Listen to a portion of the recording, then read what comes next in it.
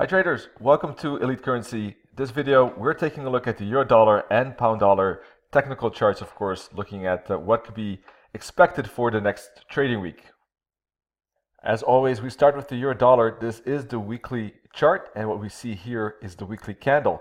And we can see that last week too, the bearish candle indicating lots of pressure here for downside, lots of difficulties for the bulls to make that upside. 2 weeks in a row we have pretty substantial wicks on the weekly candle, so that looks like there could be some downside pressure to retest support and this low right here. So let's put a line right there, and we can put maybe another line right here indicating the previous top. That will be maybe the support zone that price will test next week. Considering these big wicks, that seems likely. Now for the moment I'm still leaning towards the fact that this is probably a wave 1, 2, 3, 4, 5 to be expected. And that wave 5 could test the very last Murray Math level, extreme overshoot, at around 127. That's where the wave 5 would finish. There could be a bigger wave 5 finished as well, by the way, here, as you can see. And that could start then, after we complete 5 waves, as you know, a bigger ABC correction to the downside. So I'm still thinking that one more higher high at 127, 127.50 is likely. But if price breaks through this support zone, that of course would change things, and we could see a break to the downside and price retesting 120 and then maybe 117.50, which could be a bouncing spot. We could put, of course, a fib from here to here and see where those fib levels are. Specifically, the 23.6 and 38.2 fib could be levels where price might bounce. But for the moment, I'm leaning towards the fact that on a daily chart, let's go down, that this basically downside will bounce above this level. That's what I'm expecting, because I think that this could be a wave 1, 2 within that bigger wave 5. All right. So for the moment, I think that price will stay above it, and I think that on a 4-hour chart, price is now making a ABC correction. This seems to be wave 1. This could be wave 2, and the wave C, we don't know where the wave C will end. Whether it will be here or if it will go a little bit lower. Now, because it broke this bottom, it seems that I think it could go a little bit lower. We can put a fib from here to here. And, well, it did bounce to the 61.8 fib, but I think that there's a good chance it can go to the 78 or maybe more, or maybe even the 88.6 fib. Any of these two fibs could be bouncing spots for upside. I personally will be looking for candlestick patterns at these deeper fibs. Once again, price should not break through this bottom, otherwise my bullish analysis is invalidated.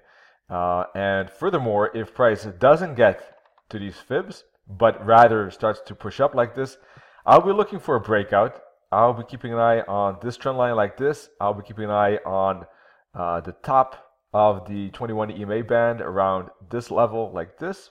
All right, and we'll be looking for price to break above this resistance zone. So if it breaks above this resistance zone, there could be a bullish breakout, and that could start to wave 3. So those are the two scenarios I'm looking at. Price to bounce at these fibs with candlestick patterns, or candlestick patterns to confirm a breakout with price breaking above these resistance levels. Now, SWOT uses candle colors basically to simplify the potential trades here.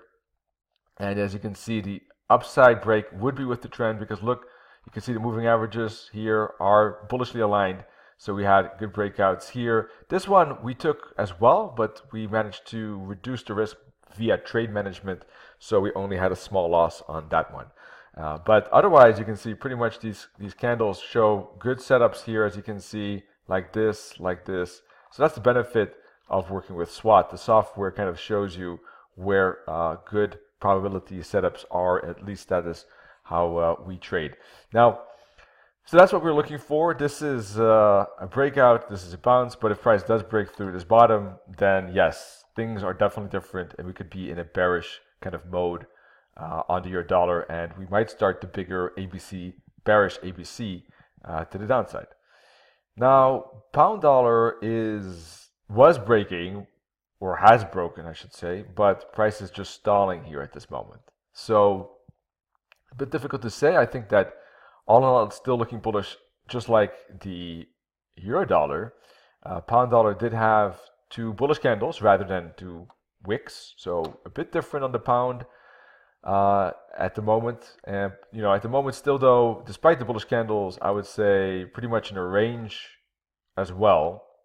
All right, But leaning towards a bullish continuation, obviously, because still relatively the trend is up. And we do have a higher high and a higher low most recently. So that is looking like we can see a follow through on the 4-hour chart. All right. We can see that price did bounce at the support trend line. There we go. And we could see the case being made here that there's a bullish channel going on, bullish trend channel. And of course, don't forget that we did break this resistance trend line no matter how we draw it. Wait, that's the wrong line. I wanted this one. All right, there we go. So no matter how we draw the resistance trend line, we broke above that. The pound did, and pound is in this uptrend channel. Excuse me. So we also had a pretty good pin bar bouncing off here. So I think there's a good chance of continuation. The trend is up. Look at the moving averages as well. So I think if the pound does break through this resistance, it's making like a bull flag at this moment. So if it breaks above that bull flag, there's a good breakout potential there. And then there might be a new bull flag, and we might break above the bigger range, which is this particular level. All right. So I still think that there's a good chance of continuation to the upside. Now, of course, if price were to break below this particular support zone right here, right, which is pretty thick because you got broken resistance, you have the bottom of the channel, you have previous tops and bottoms at that zone. So anywhere between 138.75 and 139, if price does break through that, there's of course a chance of a bearish breakout like this, and further perhaps to 137.50, and if it breaks that, maybe down to 135, right, the next round level. So those are really key levels in my view. Ultimately though, I think upside is a bit easier to trade because it's with the trend. Trading to the downside is counter trend because look at these moving averages. They are bullishly aligned, and you can see that price has stayed above that for very long, and typically the better trades are with those moving averages, as you can see. All right, now we've had this pretty substantial retracement, so that could lead to a trend change, which is why that this breakout might be still tradable as well. All right, so I would still be open to that. So keeping an eye on these trend lines basically for the upcoming trading week. All right, that wraps up my 2 cents, my view, my bias, my analysis at this moment. And you can check out more free analysis at elitecurrency.com. Feel free to check that out. Also, our ECS start package with free materials and indicators and a lot of good PDFs, etc. And above all, wish you a good weekend and good trading. Cheers.